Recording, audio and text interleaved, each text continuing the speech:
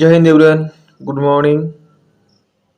Current অ্যাফেয়ার্সের আরও একটি নতুন সেশনে তোমাদের প্রত্যেককে আরও একবার স্বাগত জানাই। আজকের আমরা আমাদের এই সেশনটির মাধ্যমে 24শে মার্চ এবং 25শে মার্চ এই দুদিনের যে সমস্ত ইম্পর্টেন্ট কারেন্ট অ্যাফেয়ার্সগুলো আছে সেই সমস্ত কারেন্ট অ্যাফেয়ার্সগুলো আমরা জানতে পারবো। তো চলো তাহলে আজকে আমাদের এই সেশনটি শুরু করা যাক। তো দেখো, আজকের সেশনের আমাদের ফার্স্ট কোয়েশ্চেন আছে, বিশ্বের প্রথম দেশ হিসেবে শূকরের কিডনি মানব শরীরে প্রতিস্থাপন করলো কোন দেশ? তো দেখো, আমরা এতদিন জানতাম যে হনুমানের কিডনি মানব শরীরে প্রতিস্থাপন করা যায়, মানে এতদিন যেত আর কি। তো এবারে নতুনভাবে একদম বিশ্বের তাক লাগিয়ে দিয়ে কোন দেশ বিশ্বের প্রথম দেশ হিসেবে শূকরের কিডনিকে মানব শরীরে প্রতিস্থাপন করলো? তো মার্কিন যুক্তরাষ্ট্র, যুক্তরাজ্য, ইউক্রেন নাকি রাশিয়া? তো 1 নম্বর কোয়েশ্চেনের জন্য সঠিক উত্তর হয়ে যাবে মার্কিন যুক্তরাষ্ট্র। তো মার্কিন যুক্তরাষ্ট্র সম্প্রতি এই শূকরের কিডনি মানব শরীরে প্রতিস্থাপন করেছে। তো দেখো, এখানে একটু ডিটেলসে দেখে নিই আমরা। মার্কিন যুক্তরাষ্ট্রের চিকিৎসক ডক্টর কাওয়াই এবং ইলিয়াস বিশ্বে প্রথম জিনগতভাবে পরিবর্তিত একটি শূকরের কিডনি জীবিত মানুষের শরীরে প্রতিস্থাপনের কাজ করছেন। যুক্তরাষ্ট্রের ম্যাসাচুসেটস জেনারেল হাসপাতালে ওই রোগীর শরীরে শূকরের কিডনি প্রতিস্থাপন করা হয়েছে। তো এটা কোন হসপিটালে, এখানে নাম উল্লেখ করা আছে। তো তারপর দেখো, এখানে কিডনি রোগে ভুগছেন 62 বছর বয়সী এমন এক ব্যক্তির শরীরে 4 ঘন্টা ধরে অস্ত্রোপচার করে কিডনি প্রতিস্থাপন করা হয়েছে। তো যে ব্যক্তির শরীরে এই কিডনি প্রতিস্থাপন করা হয়েছে তার বয়স কত? 62 বছর। হসপিটালের নাম এখানে দেওয়া আছে। কোন দেশ? মার্কিন যুক্তরাষ্ট্র।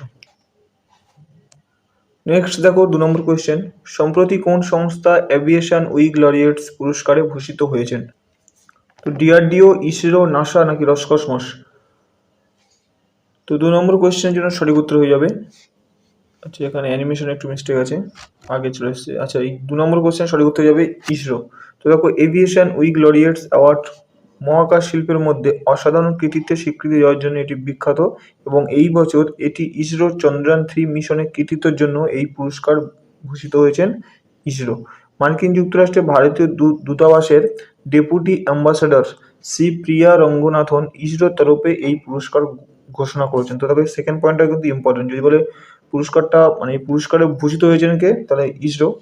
আর এই পুরস্কারটি তাহলে গ্রহণ করেছেন কে? Deputy ambassador Shri Priya Ranganathan. Next দেখো, 3 number question, Indian space research organisation বা ইসরো পুনর্ব্যবহারযোগ্য লঞ্চ ভেহিকেল বা যেটা ইংলিশে বলা হয় রিউজেবল লঞ্চ ভেহিকেল বা শর্টে বলা হয় RLV, এই তৃতীয় মিশন সফলভাবে পরিচালনা করেছেন, তার নাম কি? তো তার নাম পুষ্পক, ইক্সিয়ামো মিশন 3 নাকি টেলিওস নাকি লিউমিলিটি 4? 3 নম্বর কোয়েশ্চেনের জন্য সঠিক উত্তর হয়ে যাবে পুষ্পক। নেক্সট দেখো, 4 নম্বর কোয়েশ্চেন, মার্চ মাসে ভারত এবং কোন দেশের মধ্যে IMT ট্রিলেট 2024 অনুশীলনের আয়োজন করা হয়েছে? তো মোজাম্বিক, তানজানিয়া নাকি এই উপরের দুটি নাকি এই দুটির মধ্যে কোনোটি নয়? তো 4 নম্বর কোয়েশ্চেনের জন্য সঠিক উত্তর হয়ে যাবে মোজাম্বিক এবং তানজানিয়া, এই দুটি দেশের সাথে ভারত এই IMT ট্রাইলেট 2024 অনুশীলনের আয়োজন করেছে। দেখো, এখানে ডিটেলসে দেখে নাও। তো এখানে যে IMT, আই অর্থাৎ ইন্ডিয়া, এম অর্থাৎ তানজানিয়া এবং টি অর্থাৎ এম অর্থাৎ হচ্ছে তোমার হচ্ছে মোজাম্বিক আর টি মিনস তানজানিয়া। তো ইন্ডিয়া, মোজাম্বিক এবং তানজানিয়া। তো দেখো, এখানে the Indian Navy is all set to participate in the second edition of the India, Mozambique and Tanzania trilateral exercise. তো আমরা জানতাম যে দ্বিপাক্ষিক মহড়া মানে দুটো দেশের সঙ্গে যখন হয় তখন সেটা হচ্ছে দ্বিপাক্ষিক মহড়া, এবং এটা 3টে দেশের মধ্যে, তাই এটাকে বলা হচ্ছে ট্রাইল্যাটেরাল এক্সারসাইজ বা ত্রয়ী।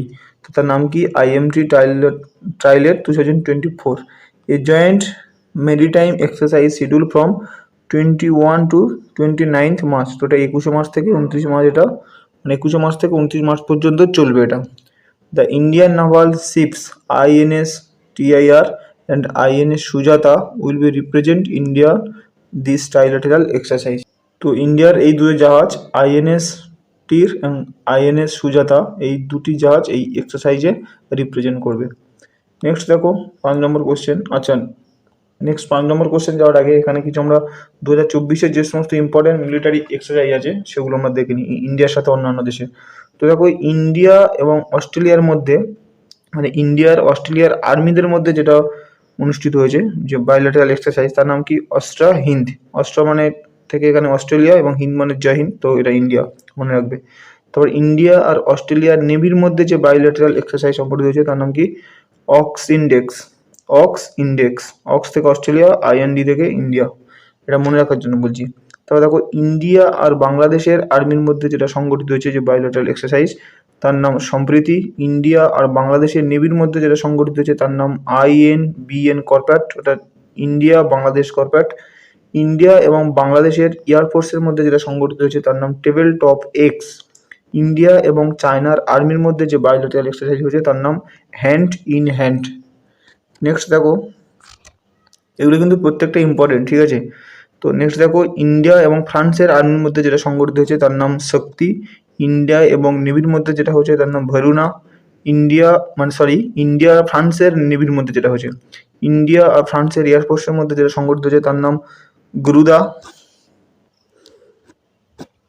তারপর দেখো, ইন্ডিয়া এবং ইন্দোনেশিয়ার আর্মির মধ্যে যেটা সংগঠিত হয়েছে যে বাইল্যাটারাল এক্সারসাইজ তার নাম গরুদা শক্তি। তো এই গরুদা হচ্ছে ইন্ডিয়া আর ফ্রান্সের এয়ারফোর্সের, গরুদা শক্তি বললে ইন্ডিয়া অ্যান্ড ইন্দোনেশিয়ার আর্মির মধ্যে। ইন্ডিয়া আর ইন্দোনেশিয়ার নেভির মধ্যে যেটা সংগঠিত হয়েছে তার নাম ইন্দো কর্প্যাট।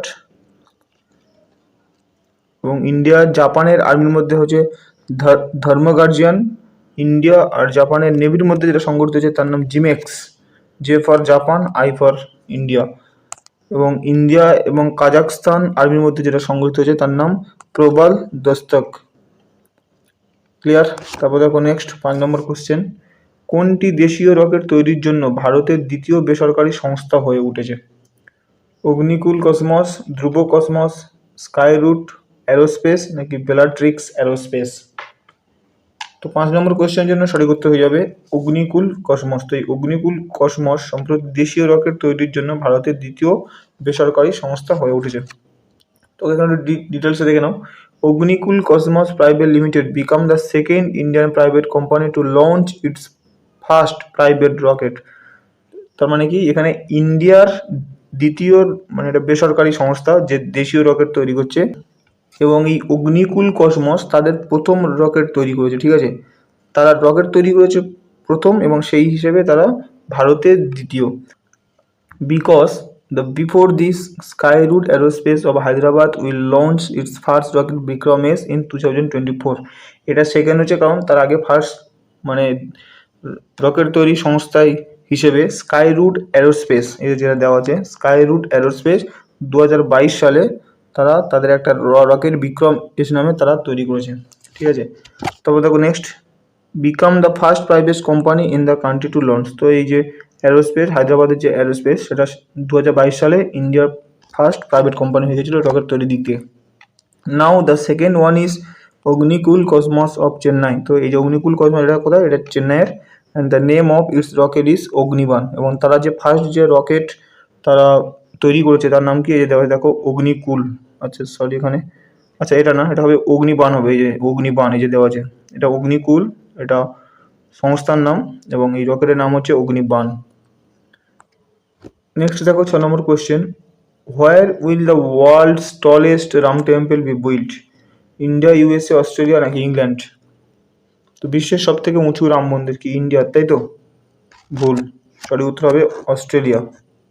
তো অস্ট্রেলিয়াতে বিশ্বের সব থেকে উঁচু রাম মন্দির তৈরি করা হবে, উইল বি বিল্ট, তৈরি করা হবে।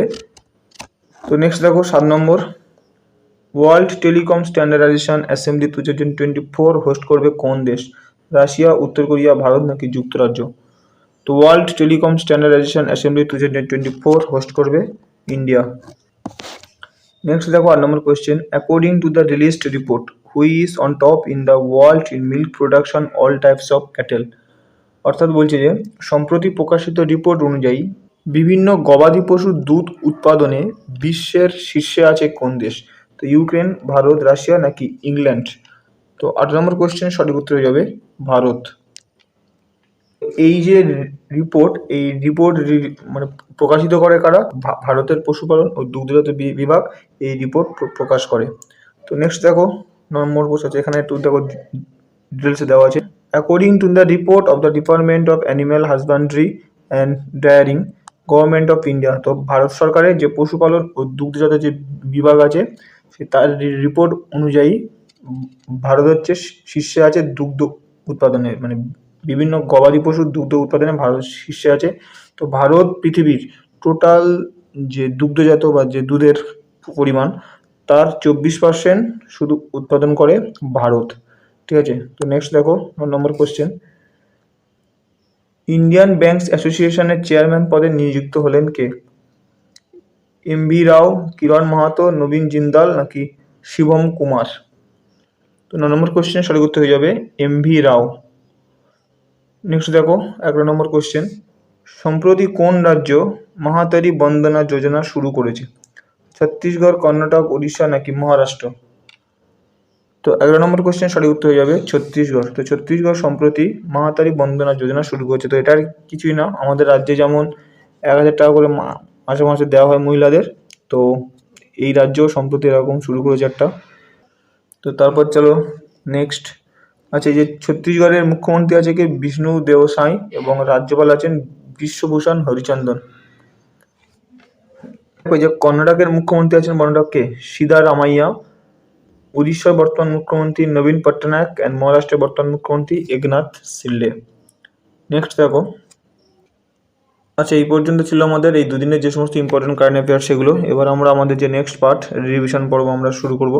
তো রিভিশন পর্ব শুরু করার আগে কিছু কথা, যদি এই ভিডিওটি তোমার ভালো লেগে থাকে বা তোমার মনে হয় যে তোমার আপকামিং যে সমস্ত এক্সামগুলো আছে সেই এক্সামের জন্য তোমাকে 10% হলেও হেল্প করতে পারে, তাহলে অবশ্যই ভিডিওটি লাইক করবে এবং কেমন লাগলো তা অবশ্যই কমেন্ট করে জানাবে। এবং পরবর্তীকালে এরকম আরও গুরুত্বপূর্ণ এবং কমনযোগ্য কারেন্ট অ্যাফেয়ার জানার জন্য এবং নিত্য নতুন বিভিন্ন চাকরি সংক্রান্ত গুরুত্বপূর্ণ আপডেট পাওয়ার জন্য আমাদের বিশ্বাস একাডেমি ইউটিউব চ্যানেলটিকে সাবস্ক্রাইব করে এবং পাশে থাকা বেল আইকনটি ক্লিক করে দিয়ে আমাদের পাশে থেকো।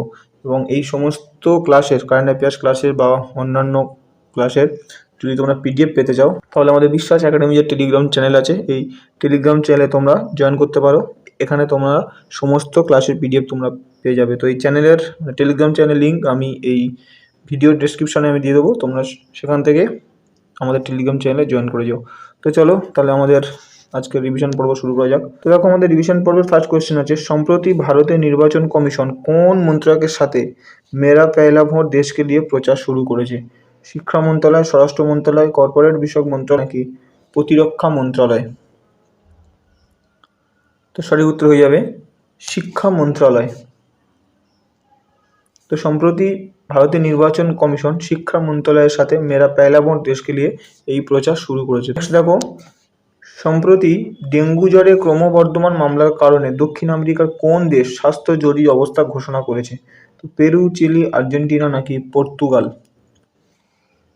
তো সঠিক উত্তর হয়ে যাবে পেরু। তো দেখো সম্প্রতি পেরু ডেঙ্গু জ্বরের ক্রমবর্ধমান মামলার কারণে দক্ষিণ আমেরিকার একটি দেশ হিসেবে স্বাস্থ্য জরুরি অবস্থা ঘোষণা করেছে। নেক্সট দেখো, এশিয়ার বৃহত্তম কয়লা খনি তকমা পেতে চলেছে কোন রাজ্যের গেভরা কয়লা খনি? ছত্তিশগড়, কর্ণাটক, রাজস্থান নাকি অন্ধ্রপ্রদেশ? তো সঠিক উত্তর হয়ে যাবে ছত্তিশগড়।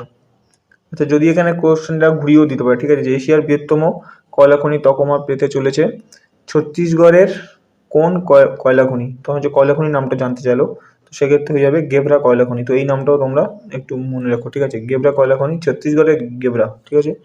তো নেক্সট দেখো রানীগঞ্জ ছিল ভারতের প্রথম কয়লা ক্ষেত্র যেখানে ইস্ট ইন্ডিয়া কোম্পানির সময় অর্থাৎ 1774 সালে এই কয়লা খনি শুরু হয়েছিল। তো রানীগঞ্জ আমরা জানি যে ভারতের প্রথম কয়লা খনি। নেক্সট দেখো, বেসিক স্ট্রাকচার অ্যান্ড রিপাবলিক শিরোনামে বই লিখলেন কে সম্প্রতি? আরি ভাসান, পি.এস. শ্রীধরন পিল্লাই, পি গোবিন্দ নাকি কল্যাণ খেটো? তো সঠিক উত্তর হয়ে যাবে পি.এস. শ্রীধরন পিল্লাই। তো পি.এস. শ্রীধরন পিল্লাই ইনি হচ্ছে এখন গোয়ার বর্তমান রাজ্যপাল, তিনি এই বইটি লিখেছেন। নেক্সট দেখো, world banks women business and the law 2024 ইন্ডেক্সে ভারতের স্থান কত? 110, 111, 112, 113? তো সঠিক উত্তর হয়ে যাবে 113। নেক্সট দেখো, ন্যাশনাল সিকিউরিটি গার্ড বা এনএসজি বা আমরা যেটাকে চিনি ব্ল্যাক কার্ড কমান্ডো বলে, তো ব্ল্যাক কার্ড কমান্ডোর নিউ ডিজি পদে সম্প্রতি নিযুক্ত হলেন কে? বিবেক দেশমুখ, সৌরভ চৌধুরী, দলজিৎ সিং চৌধুরী নাকি অশ্বিনী রায়? তো সঠিক উত্তর হয়ে যাবে দলজিৎ সিং চৌধুরী। এনএইচপিসি লিমিটেড বা যেটা বলা national hydro electric power corporation লিমিটেডের চেয়ারম্যান ও ম্যানেজিং ডিরেক্টর বা সিএমডি পদে সম্প্রতি নিযুক্ত হলেন কে? রাজেন্দ্র প্রসাদ গোয়েল, সৌম্যগিরি, পার্থ বড়ুয়া নাকি নীতিন গডকরি? এনএইচপিসির লিমিটেডের সম্প্রতি সিএমডি পদে নিযুক্ত হলেন, সঠিক উত্তর হয়ে যাবে রাজেন্দ্র প্রসাদ গোয়েল।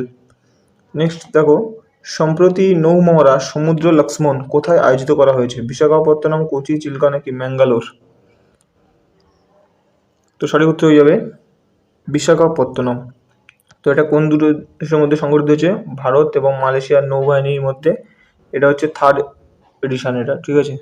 তো তারপর দেখো নেক্সট, সম্প্রতি যৌথ মহড়া সি ডিফেন্ডার্স 2024 ভারত এবং কোন দেশের উপকূলরক্ষীর মধ্যে এটা সংগঠিত হয়েছে? তো সি ডিফেন্ডার্স 2024 সঠিক উত্তর হবে ভারত এবং ইউএসএ। এই সমস্ত সামরিক মহড়াগুলো কিন্তু তোমরা মনে রাখবো, ঠিক আছে। এগুলো কিন্তু খুব ইম্পর্টেন্ট, প্রত্যেক পরীক্ষায় আসে এটা, বিশেষ করে এসএসসি পরীক্ষায় বা রেলের পরীক্ষায় কিন্তু এই কোশ্চেনগুলো আসে, এমনি ডলবিবি কেবিতেও আসে। তো নেক্সট দেখো, সম্প্রতি কোন দেশ আটলান্টিক ট্রিটি অর্গানাইজেশন বা যেটা বলা হয় ন্যাটো, তো ন্যাটোর 32তম সদস্য হয়েছে? তো ইজিপ্ট, সুইডেন, ইন্ডিয়া নাকি মালয়েশিয়া? তো সঠিক উত্তর যাবে 32তম সদস্যকে সুইডেন। তোমরা এখান থেকে কমেন্ট করবে যে এর আগে যেটা ছিল 31তম কে ছিল, এইটাও তোমাদের হোমওয়ার্ক। তো 31তম কে ছিল সেটাও তোমরা কমেন্ট করবে। তো এই যে ন্যাটোর হেডকোয়ার্টার কোথায়? বেলজিয়ামের ব্রাসেলসে হচ্ছে ন্যাটোর হেডকোয়ার্টার। আচ্ছা, এই পর্যন্ত ছিল আজ আমাদের এই সেশনটি। তো যদি সেশনটি ভালো লেগে থাকে অবশ্যই সেশনটিকে লাইক করবে এবং কেমন লাগলো তা কমেন্ট করে জানাবে। চলো দেখা হচ্ছে নেক্সট ভিডিওতে, and best of luck for your upcoming examination. জয় হিন্দ।